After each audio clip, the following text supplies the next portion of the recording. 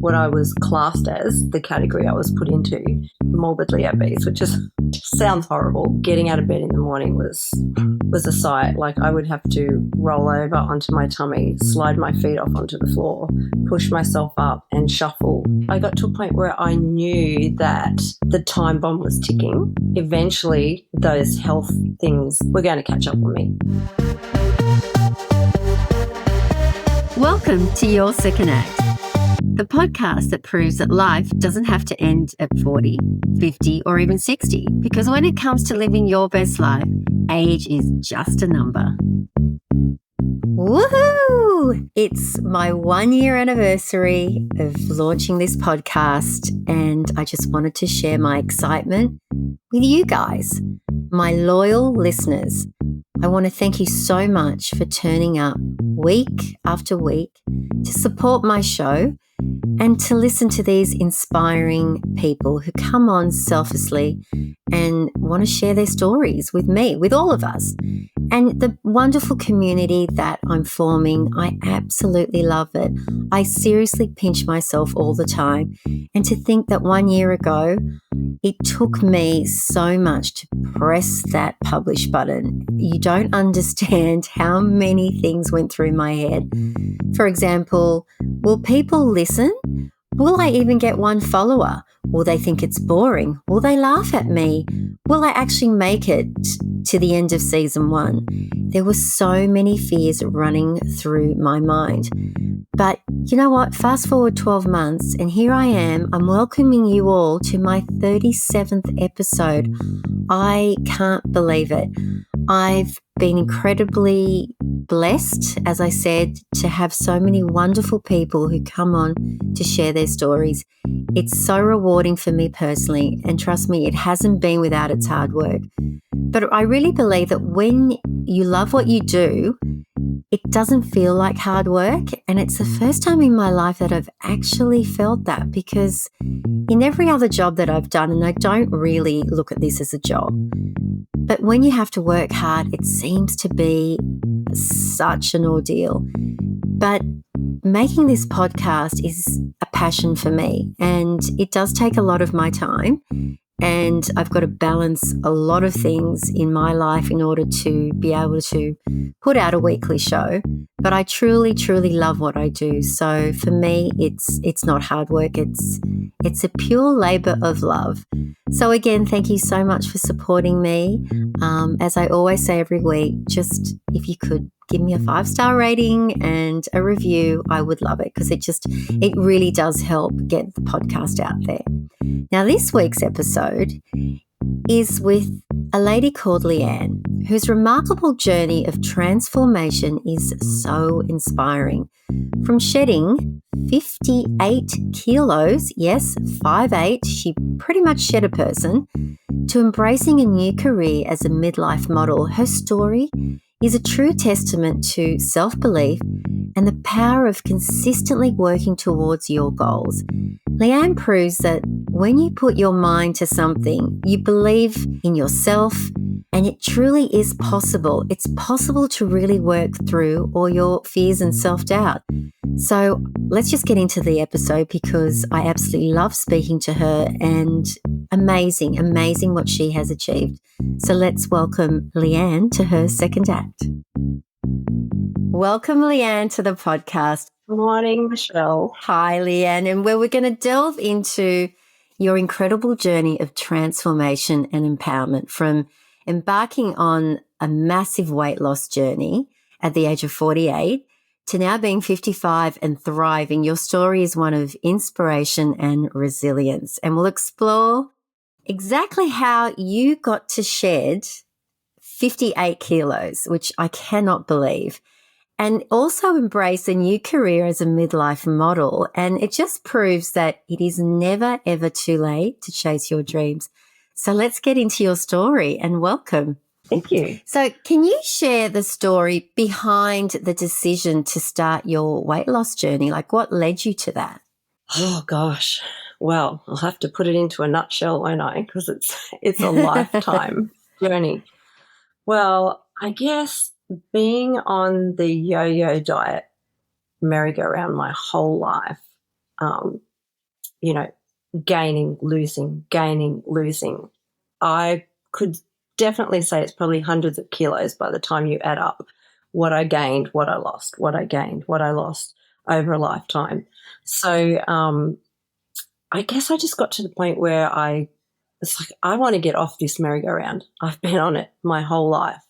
And my health was still, for a large, what was considered to be morbidly obese, which is horrible. Sounds horrible, but that's what I was classed as, the category I was put into. I was fairly healthy. Like, I didn't have diabetes, didn't have cholesterol, nothing like that. However, I had knee issues, lower back. Getting out of bed in the morning was a sight. Like, I would have to roll over onto my tummy, slide my feet off onto the floor, push myself up and shuffle before I could walk properly because my lower back was so bad because I was carrying so much weight. So I guess I got to a point where I knew that the time bomb was ticking, that eventually those health things that are related to being overweight, especially for a long period of time, were going to catch up on me. And so, I'd be looking at diabetes, all those different sorts of things. I'd already had knee operations, and so there would have been more of that chronic back issues. Anyone who suffers from lower back issues, I've got fluid on 3 of my lower discs.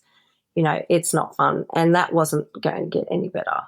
So I guess I kind of got to a point, my kids were older as well, and it was like, I need to do this now. I need to make a change now because I'm staring down the barrel of half a century. Anyone in their late 40s who's looking at 50 knows what that's like. That's another milestone in life, turning half a century. So Yes. it was, do Huge. I want to spend – it is huge, isn't it? My God, where did half a century go? It just flies. So, yeah, I think I got to that point where I was like, even though it's never too late, I kind of felt a bit as if it was now or never, if that makes sense. Absolutely. So, yeah, I knew I had to do something, and I had to do something that was actually going to stick and change permanently, not just another 12-week challenge, diet. How did your mindset change? Because like you said, it's not like a yo-yo diet. You're on it for 12 weeks and then you find yourself reverting back to your old ways, which, we've all done it. How did it change for you? Like, what was it? Because we're talking about a lot of weight. It's not like losing 5, 10. You have lost an entire person. So this is a huge undertaking. Yeah, and it took me a few years. It didn't happen overnight because I lost my weight naturally. So it did take me a few years. And even that in itself, when anybody who's struggled with their weight and done the diet thing, lost weight, gained weight, lost weight, gained weight, knows that when you're looking down the barrel of how long it could possibly take you, that can actually be something that can stop you from taking that first step. Because number one, if you've already been there and done it, the hard yards that are ahead. Then there's in the back of your mind, oh, I've failed every other time. Is it just going to be another one of those? So that's a big one. So I knew it wasn't going to be a short-term thing. It had to be a long-term thing. So I also had to switch from the mentality of diet mentality to this is about my health, and not be thinking I'm doing this to get skinny. I'm doing this to get healthy. That's right. There's a big difference. There's a huge difference. Most of the time, for most of us, and I'm speaking from my experience, and I know that it is others' experience as well. It's like you're jumping into that to get skinny. You want to be skinny. You're not thinking about health. You're thinking about being skinny, and not being the fat girl anymore. So I had to change. It's changing your lifestyle, because I think a lot of us look at diets as being a short-term goal. And that's probably why so many of us fail. You lose it, then you put it back on again. So it looks like you completely change your mindset, and by saying to yourself, well, it's a health priority for me. So you said you did it naturally. Therefore, you didn't have any medical intervention at all? No. Wow. No, I have since had excess skin removal. So I guess that's classed as a medical intervention as far as some people are concerned. But that's a whole nother thing we can talk about a little bit later on if you want to. But firstly, I implemented a regular exercise regime because this is going to sound like a real contradiction.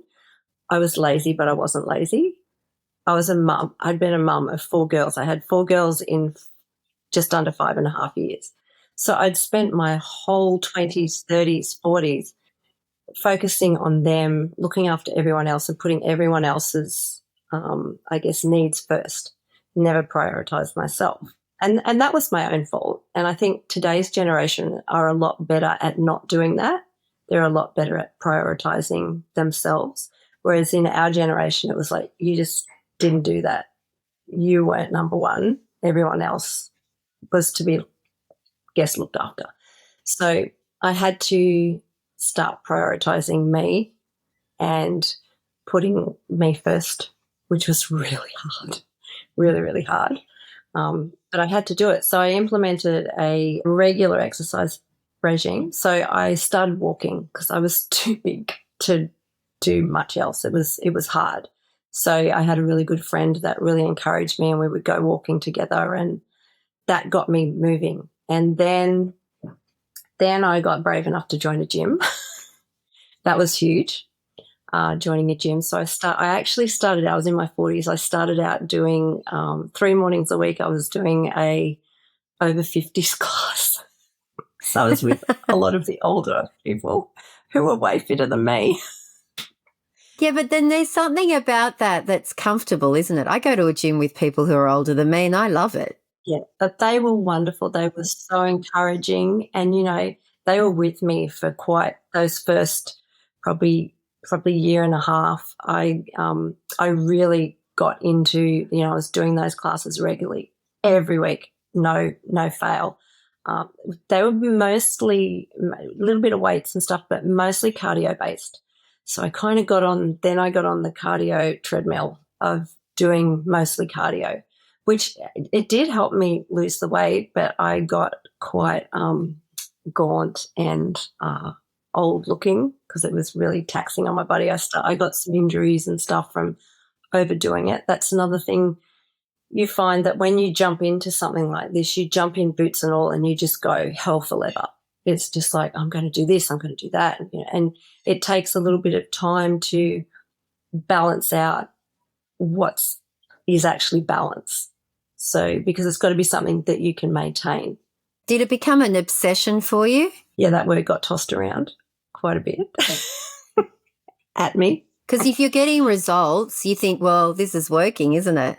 So I'll just keep doing it. It did work, but any journey that's why it's called a journey, because you grow and you learn as you're on that journey. So you learn what works for you, what could be better for you. You come across, people come into your life that, will guide you. And so I'd been exercising for a while, and it was recommended to me that I get a personal trainer just to help me, get that extra, because I kind of got to a point where it just went, the plateau. We've all been there. And you either keep moving forward or you get to the plateau and you get discouraged and you fall off the wagon and you end up back where you started, which is what had happened to me in the past as well. So I enlisted a personal trainer, and I've only had 2 personal trainers. My first personal trainer, Meg, she was amazing. She said something to me when I first started that I've never forgotten, and I've asked it to other people who have asked me, how did you do it? And, how did you stick to it? All that. She said to me, because when you're an overweight person and you've been like that your whole life, you know every excuse in the book. You've got every reason why this isn't working, that didn't work. You come up with them all. That's why when I hear them, I just look at people and go, yeah, I know that one. I've used that one. And she looked at, because we started out and it was hard. It was hard. And I had a few excuses and things, and she just looked me in the eye and she said, "How bad do you want this? How bad do you want this?" And it just stopped me in my tracks. And I thought, I want this really bad because I've never had it. And so that really changed things. And then she moved on, and now I'm with my trainer, Greg, that I've been with for 6, 7 years now. And we switched over to weight training, and that's been a real game changer for me, huge game changer that took me to the next level. And he's amazing. He's got me through all my injuries and, yeah, worked me through all my surgeries and everything. We've kept going, and, yeah, so that's made a huge difference. Weight training is definitely the way to go for we ladies over 50, even before that, but definitely. You would say that weight training has attributed to your weight loss more so than cardio? Is that what I'm hearing, or is it a combination of both? Long term, yes, but I still do cardio, but it's nowhere near as intense. It's more gentle because it has to be because I'm not 25 anymore, and I'm not an elite athlete who's been training their whole life. So I've had to, I might do some stationary bike. Power walk is my big thing, but I certainly don't do cardio classes or anything like that anymore because I just can't with my knees and my lower back. I just can't do that. Yeah, but I don't need to. So that's a really good thing because I've found something else that works so much better. Weight training will actually help tone.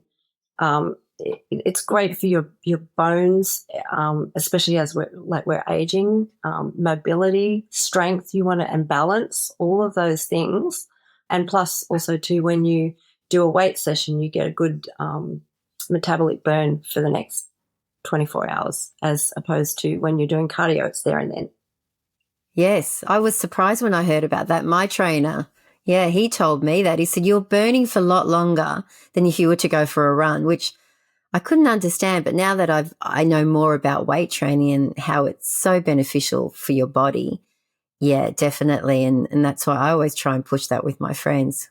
Weight train. And it's something that you can keep doing. A lot of things, you look like a man if you weight train. Do I look like a man? I don't think so. Um, it's actually been the first thing that's helped me to change my body shape to a degree. Because, we genetically, we all have our natural body shape, which you cannot change other than you can improve. But, if you're a pear shape like me, you're always going to be like that, so, but it's definitely helped to change, just lifted the old butt. And Leeanne, what about diet? How about, food? How did you change your diet? I never had a bad diet. Like, I've always eaten healthily, but I used to skip a lot of meals. I would eat huge meals at night time, carb-loaded meals. It was nothing for, Hub and I to sit down once the kids had all gone to bed and plow through a block of chocolate or, now these aren't healthy, but, biscuits or that sort of thing.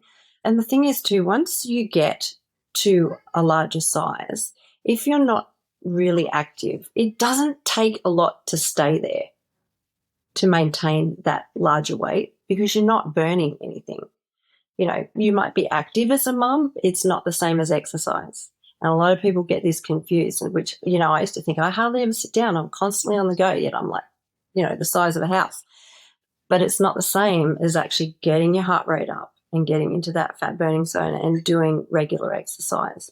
So the thing I changed was I don't like to call it diet. I try to always, and sometimes I slip up, I try to always refer to it as my nutrition rather than my diet, because diet has that, connotation attached to it that this is a plan, count this, count that, weigh this, weigh that. Yeah, yeah. So I try to, refer to it as nutrition. So firstly, I stopped buying the bits and pieces that were tempting for me. Yes. If they're not there, you can't have them, right? Yeah. That's how it works. If it's there, you can build willpower by not touching it, but if it's there, you're more likely to touch it than not. So I stopped doing that. Whole foods, practically no packet stuff at all. Cooked everything from scratch and high protein. Cut my carbs back. I still have carbs, but just that's the smaller portion of my diet. So lots of good meats, chicken, beef, fish, all of that sort of thing. No diet drinks. Do not drink diet drinks. Worst thing ever you can do. Stay away from them.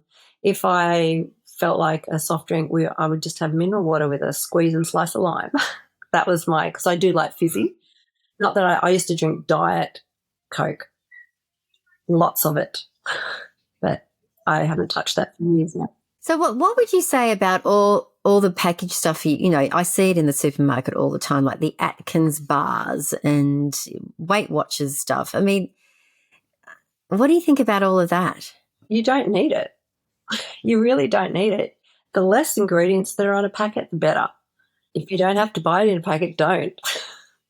You can make your own muesli bars and things. If I do buy a muesli bar, I tend to buy the Carmen's brand ones. I find them really good if I eat them. But I don't eat a lot of stuff like that.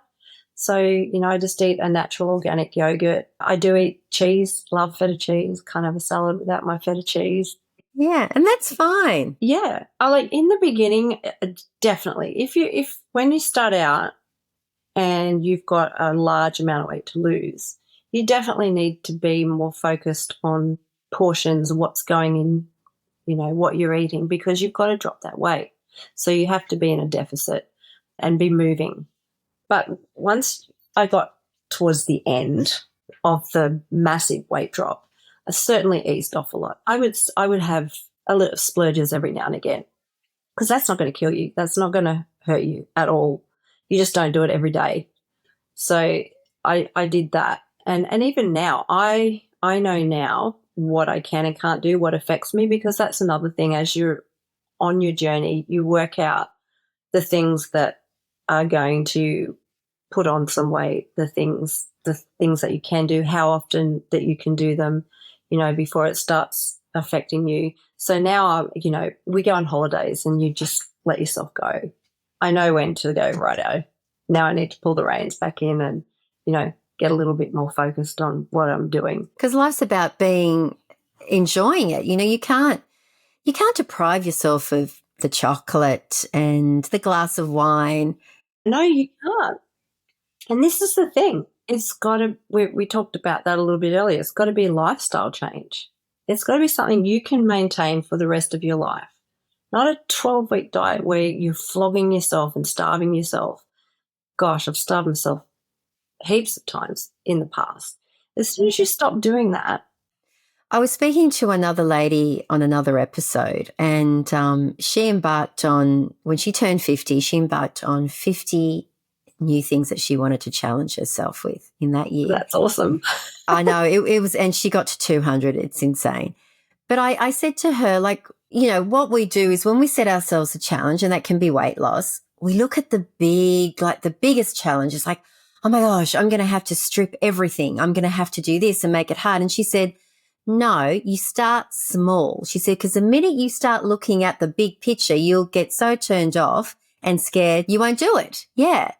But I think a lot of it attributes to your mindset, because I remember when we spoke, in the last few weeks, you were saying that there are so many triggers because we all have a past and we all comfort eat and do all of that. So how has your mindset shifted? How have you been able to do that?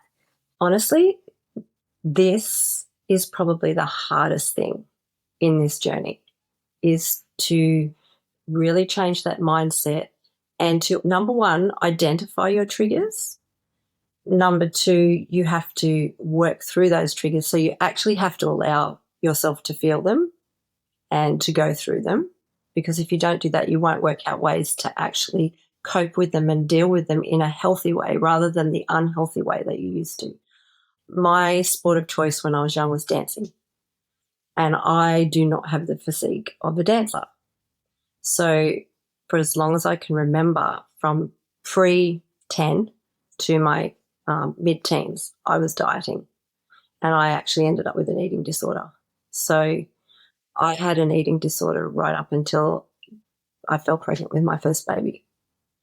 So I had a lot of internal triggers and demons as far as my relationship to food was concerned, my body dysmorphia, because I had, when I look back at photos now, and when I thought I was fat and unacceptable, I just go, oh my God, Leanne, if only. Like, I look at myself and think, oh my goodness, because again, my era, we grew up in the Jane Fonda, super lean, skinny era. It's like if you had any curves, that was just like, no, no, no, no, no, no. This is not good. So we had all of that being fed into us as well. And then I had the whole dancing, dance teacher coming around poking at your belly. What's that? Get rid of that.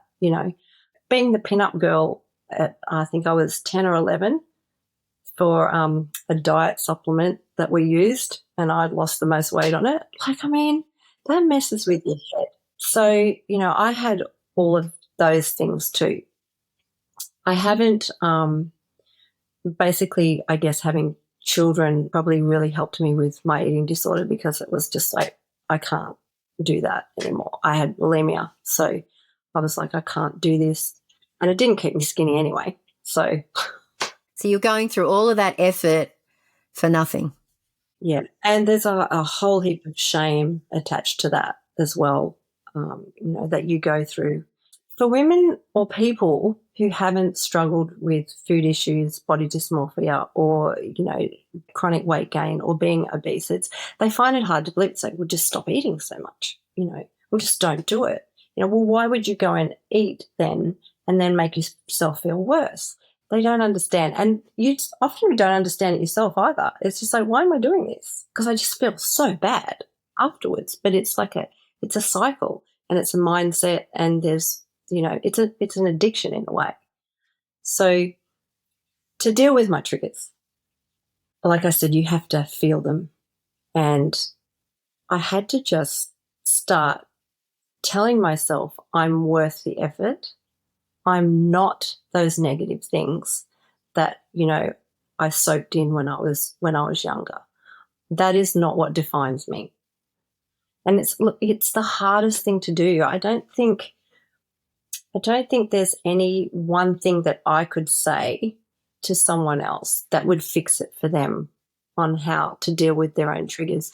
You have to do it yourself, and you have to start talking to yourself in the positive way, and the positive way you talk to other people.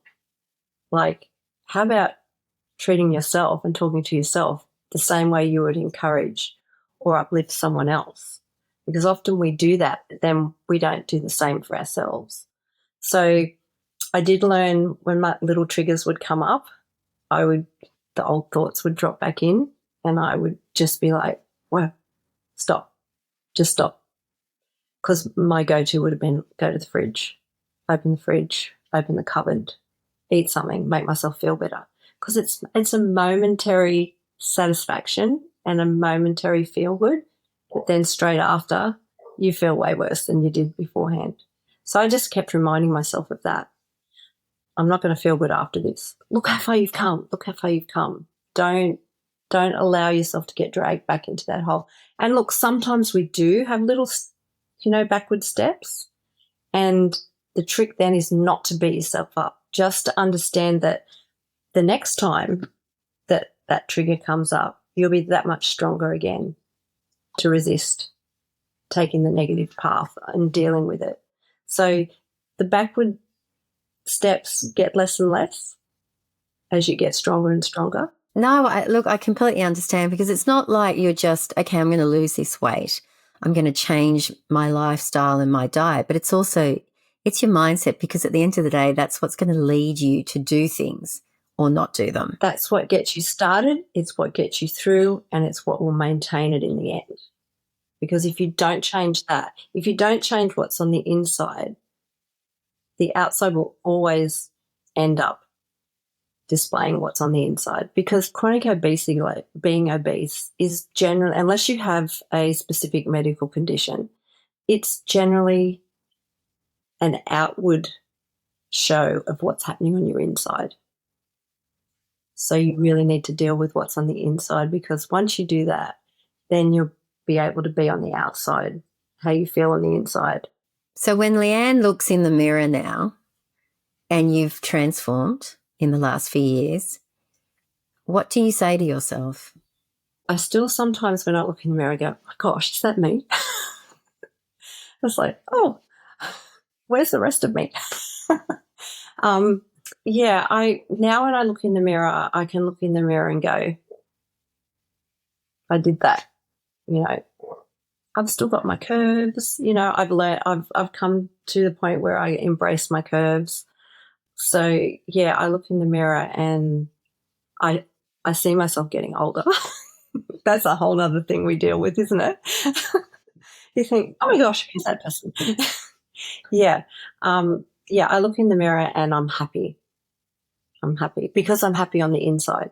And, you know, it really shines out in you as you're talking to me. I can see it. I can see it. It's not like someone who's just gone and done this big thing and, okay, here I am. But a lot of the times people are still left with not liking themselves. They thought that that's what was going to make them happy. But like you said, if you're not happy on the inside, it's not going to make a difference. One of the times that I lost a huge amount of weight, which was just before I turned 40. I think I lost about 45 kilos that time. So you've actually lost a lot of weight previously as well. Yeah. Wow. I know. Go figure. Yeah, I lost like over 40 kilos and put it all back on and more. One of my big issues then, because my headspace still wasn't right, was I had a lot of excess skin. And I would look at myself in the mirror and just still hate what I saw because I hadn't really dealt with a lot of those other issues. And look, I realise this time as well, for me, I'm very fortunate that I've been able to have the excess skin surgeries that I've had, because not everyone can do that. But I had come to the understanding within myself that if I couldn't do that, I would be happy. Well, I used to have to tuck my tummy into things and, you know, I didn't like it, and I don't think any woman is completely in love with every part of their body. If there's one out there, I might take my hat off to you, but I think if we're honest, all of us have got little things that we want to, you know, pick at. But I had come to the realization that even though I hated this, you know, thing that I could flap around at the front and on my legs and everything, that if it had to stay, then I was happy still. I was going to the beach and I was wearing a bikini and, you know, I'd just make sure I had a bikini I could tuck all my tummy to. Yeah, so I had peace with that. But I was fortunate enough to be able to have the surgery and I'm over the moon. You've gone through that recently. Yeah, I just had a revision on my thighs, yes. But those, you can only see that if I wear swimmers or if if you saw me naked and I'm like, you know. Yeah. How many times is someone going to see that? It's hidden. Yeah, it's hidden most of the time anyway under my clothes and stuff, which I could, you know, wear Spanx and stuff to kind of hold everything in. So, yeah, I know I have had some negative responses to the fact that, oh, you've had surgery, you know, you've had skin removed. So, you know, of course you look great, you know. And my response to that was, well, I felt great before I had it. So, You know, but that makes me so angry. Why do you have to bring people down? It's your choice to do what the hell you want with your body. But the fact that you actually decided to transform yourself, go you. I admire people like that. I hate that people still want to bring someone that's done something so good for themselves. They still want to bring something negative into it. It makes me so livid. I know one of the comments I got was, why would you bother at your age? Oh, well, you know, just stay at home then and don't go out. Be a granny, an old granny, and just, you know, I'm like, I had to laugh at that one. So I'm assuming it comes through your Facebook handle, Never Too Late Tough Chicks, which is how I came across you. Well, most of the negative stuff has been on Facebook. I don't tend to use Facebook as much as I do Instagram.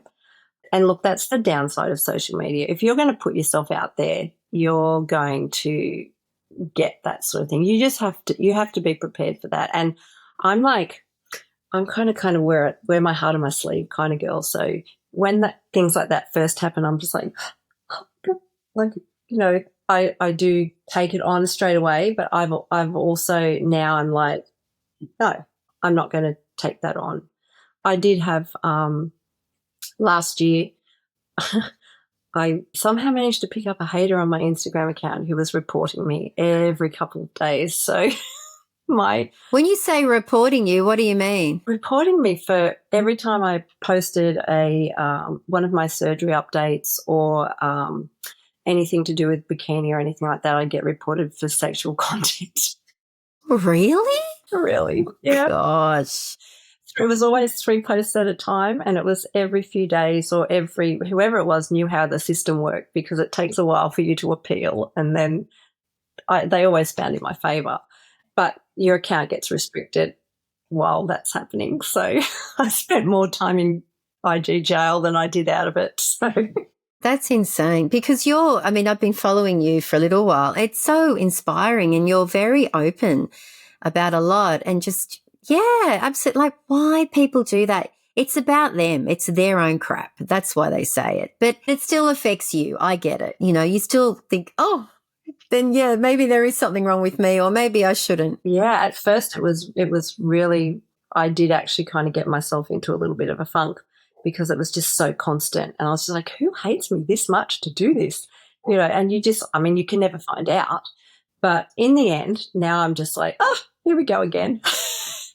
So look, social media is a very fickle thing. And, you see some people that are in the slipstream, and they just seem to, their stuff's out there all over the place and everyone's seeing it. And then there's people like me. I have a large follow count, which, by the way, means nothing.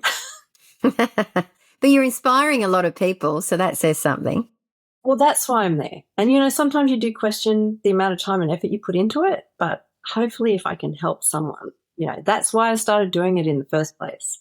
So just to keep myself accountable, because I would never have done it on my own, but I had, a friend said, you should put this, you should document this and put it out there. You could help people. And I was like, oh gosh, I don't know if I could do that, because I was still learning, to be confident. So I started it, and it's definitely helped me stay accountable.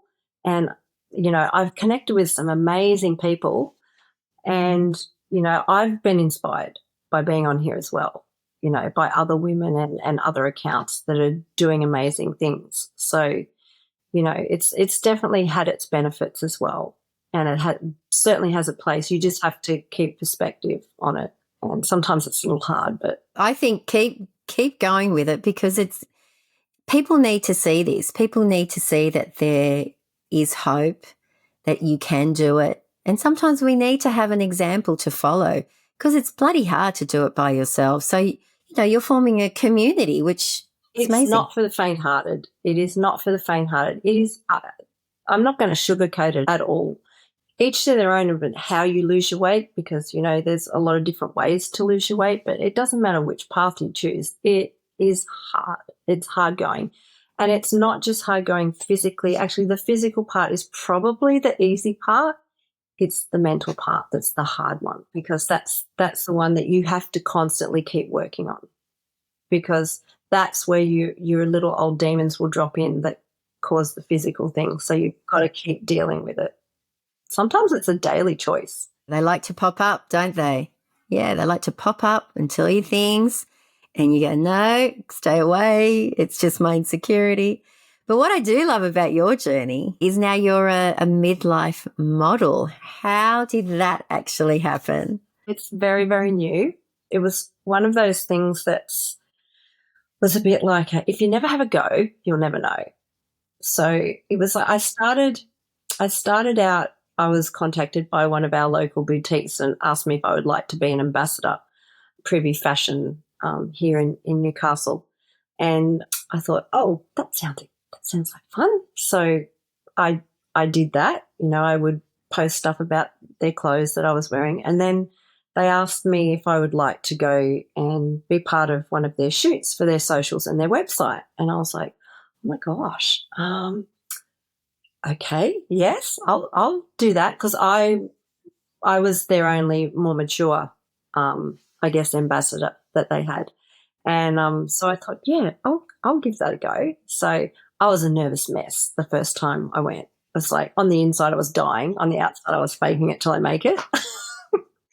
So I had so much fun. I had a lot of fun, and the girls were lovely. And then I saw the pictures and everything. I think, oh wow, that was actually really good. So I did a few of those, and I'd had people say to me, "Oh, you should be modeling. You should be modeling." And I'd always been embarrassed with people.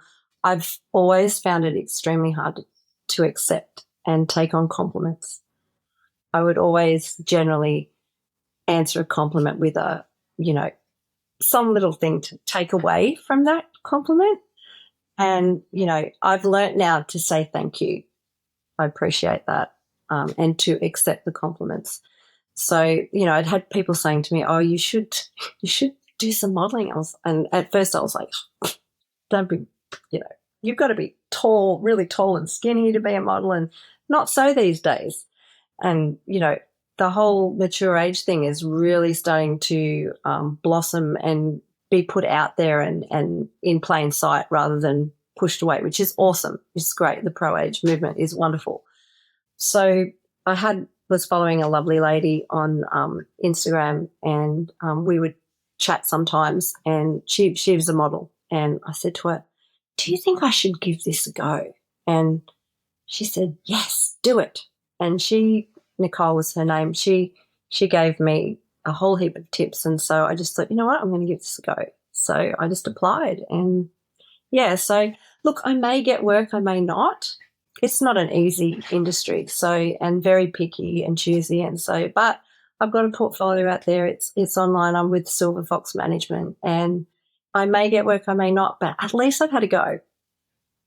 I've actually stepped way out of my comfort zone, way out of my comfort zone, and had a go. But Leeanne, this is a second thing that you've stepped out of your comfort zone by shedding the weight, changing your mindset to actually showing yourself in campaigns and modeling. That's not for everybody. So it really says a lot about how far you've come with your mindset. I've definitely come a long, long way with my mindset. And, the journey along the way is, there are rough patches, obviously. You have days where you just think, I can't do this anymore. This is just so hard. Or you might have a few setbacks. I had some injuries and stuff which put me out of action for a while. And that really messes with your mindset, because I'm a very much, if I set a goal type of girl, I'm getting there, focused. I've had to learn to fly a bit more by the seat of my pants and just take things as they come and take the knocks and not let them just derail me completely. You lose friends along the way because people can't relate to you anymore. I used to be very much a wallflower. Like, I was very very quiet and always worried about what people would think or say, and not very outspoken. Just, my husband and I would go out, and he'd know everyone in the room by the time the night was over. I'd know the person I was sitting next to, if that, makes sense. So I was very much worried of people looking at me because I'm the fat lady. It was, we would go away on holidays with the kids, and we go to theme parks, and I would have to choose the rides I could go on because I wouldn't fit in some of the rides, and that's really embarrassing. You go to a restaurant, and I'd go there and think, oh my God, I hope there's no arms on the chairs because my butt's not going to fit in the chair, and I'm going to be uncomfortable all night. There's all these different sorts. I've had comments made to me. I'm being called custard butt. I've been called all sorts of things. And so you deal with all of that as well. You change. You make a huge change, not only physically, but I don't think your personality changes in the sense that you're a different person. I think you just become who you are meant to be because your confidence grows. And so people who know the past version of you can't really deal with this new you. And look, we all know what women can be like as well. Especially our generation. When I go out, with my hub. I get compliments all the time because I make an effort when I go out. I love getting dressed up and, doing that now because I could never really do it before. I always made an effort. Even when I was larger, I always made an effort. But now I kind of have a lot of fun with it. But do you know who the ones are that come up and compliment me? The young women. Really? Not the women our age? Very, very rarely. It is generally always the younger women. They just will come up to me and say, "Oh my God, I love your hair." Or, these are all superficial things, I know. No, but still, it's interesting. I think our generation of women are a lot more prone to either being intimidated or I'm not even sure what words to put around this, but they would rather tear you down than build you up. And I think that is starting to change now, which is good. And I'm a huge believer in if I see a woman of any age, especially my age, who I think looks great or I love their dress or something about them, I will go up and I will say, "Hey, you look fantastic," or "I love that," or "I love that." And the look on their faces is always just like, "Oh, God, I can't believe that you actually said that." It's true. It's true. Like, if I think about it, it's kind of rare that you get a compliment. I haven't thought about it like that. But yeah, you're right. You're right. Yeah, it's interesting. We need to do more of that. Be kinder to each other. We do need to be kind of women inspiring women, women supporting women, women uplifting women, especially in our generation, especially now that the pro-age movement is out there. And don't judge other women as how they choose to age. If you want to colour your hair, colour your hair. If you want to go get Botox, go get Botox. Sure, look into the side effects and everything and make sure that you're educated and you know, because there are downsides to all those sorts of things. And you make your own decision, but don't tear another woman down because she chooses to age differently to you, which I think that's the downside of the pro-age movement at the moment. And I know I'll probably get slammed for that, but... No, but Leeanne, again, it comes back to the person. It's something that it triggers inside of them to be judgmental. I am convinced of it because who cares what other people do? If they're happy doing that, well, go you. If anything, I think it could be envy. I don't know. I really don't know. And we all feel that. It's human nature to feel a little envious of someone else. Like, she's rocking it at my age, whereas I probably don't look as good. But, it's up to you to lift yourself up and have your self-belief. And like you said, it takes years to work on it. It's not going to happen overnight. And honestly, anything beautiful comes from the inside. You can be the most attractive person on the planet and be ugly on the inside, and that's what people will see eventually. I'm a firm believer in that there's something beautiful about everyone. It's not necessarily your physical appearance. It could be something as simple as your laugh, your smile, a sparkle you get in your eye, the way you make other people feel. That makes you beautiful. We're just so focused on the aesthetic. Sure, I've worked on the aesthetic. I've lost weight. I look completely different now. You lost weight because that was important to you. And there's nothing wrong with that. Obviously, yeah, it's great. I look heaps better. Obviously, that was also a factor. It was like the benefit of getting healthy. But the first and foremost, it was my health. Because I knew eventually I was going to have some really, really severe health issues. And also, too, I wasn't a grandmother yet when I started my weight loss journey. I've got 4 daughters. I'm going to have grandchildren. It's like, do I want to be able to enjoy my time with my grandchildren, or do I want to be that granny that's, I can't do that because I can't move?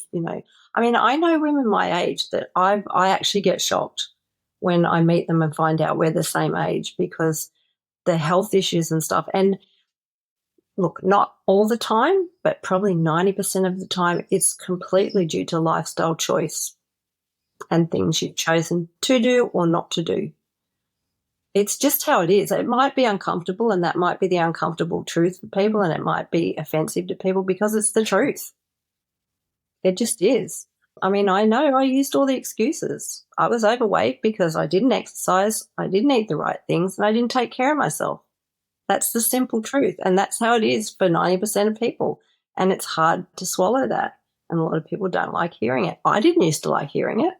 But, I also think when you set a task as you did, I think you also need support of your family and your friends. Would you say that's important? You do, but it's hard for them too, because when you're changing so drastically, it means you're often changing the way you deal with them as well. Tell me about that. How did that change for your family? Like saying, no, I can't because I've got to do this.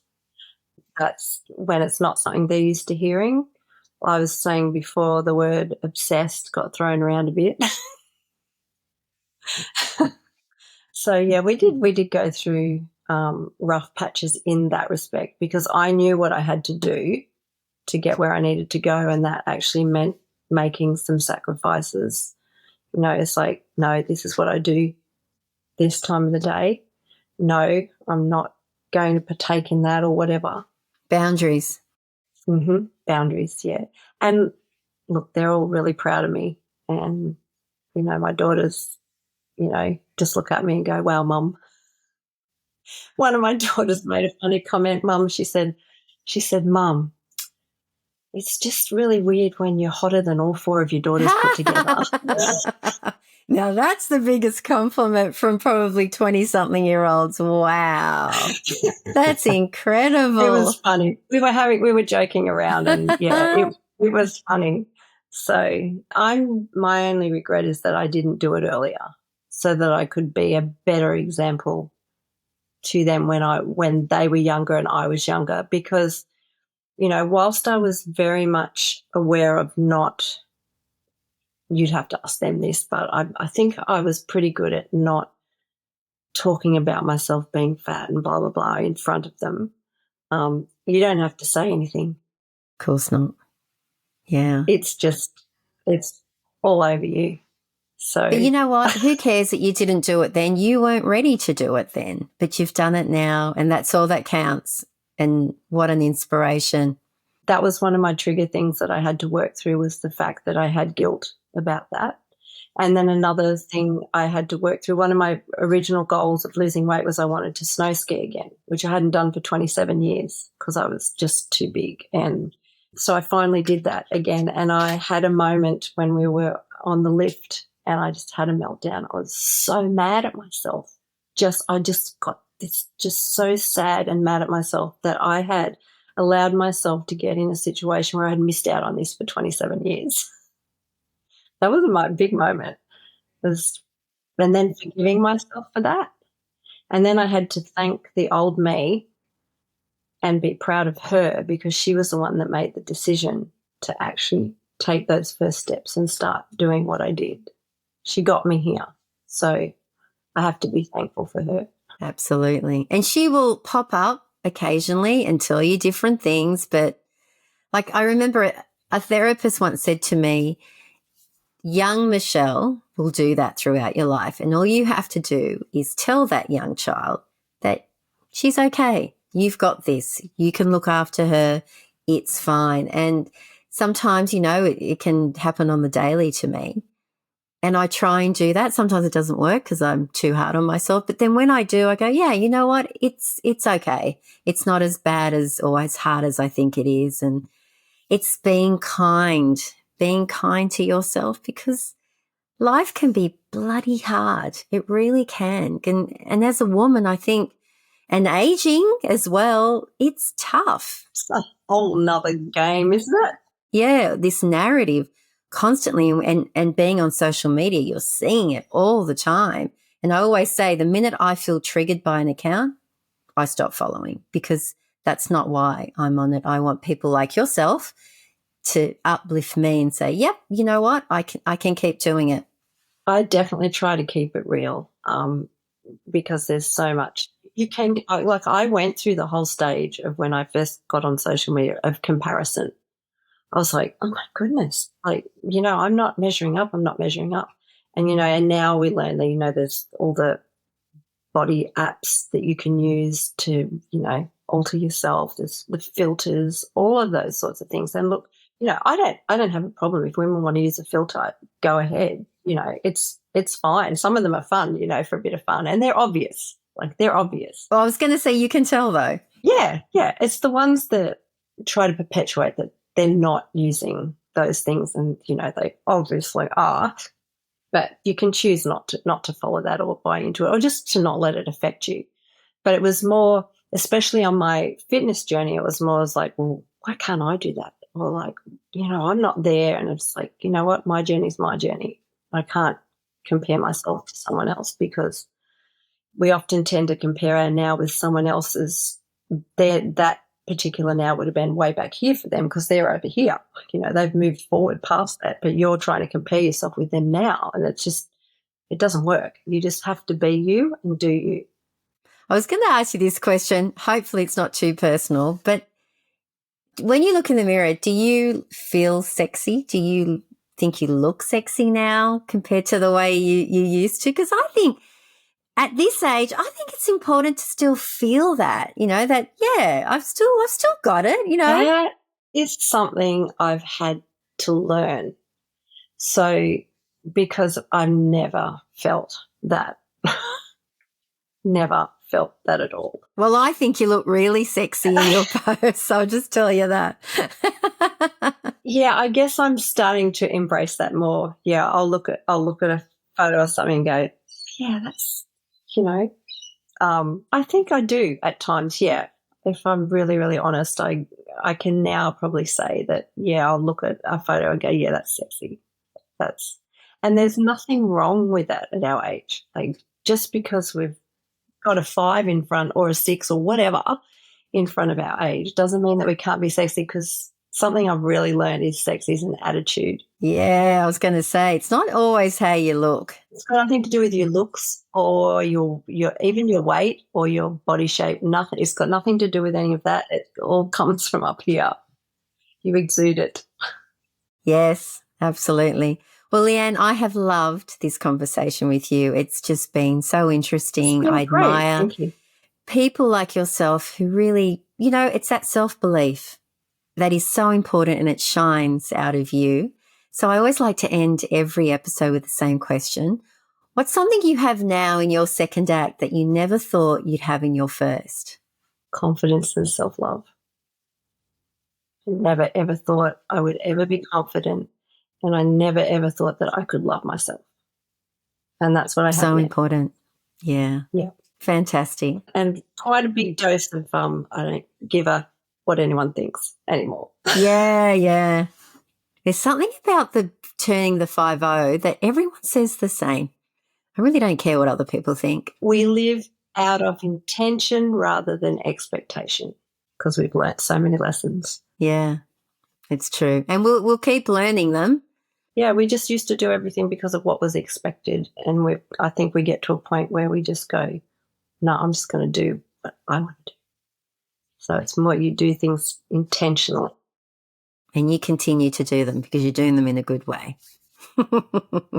So thank you so much for spending the time to tell us your story, and all the best for your second act. Thank you so much for having me and giving me this opportunity. It's been wonderful. Hopefully I will inspire and help another woman go, I can do this. And that's what it's all about, isn't it? That's what I'm all about, yeah. Well, all the best, Leeanne, and I look forward to continue to watch your journey through your Instagram account. Thank you so much. Bye. Bye. Thanks for tuning into another episode of Your Second Act. If you enjoyed this episode, I'd love it if you could rate and leave a review on your favourite podcast platform. Your feedback means the world to me.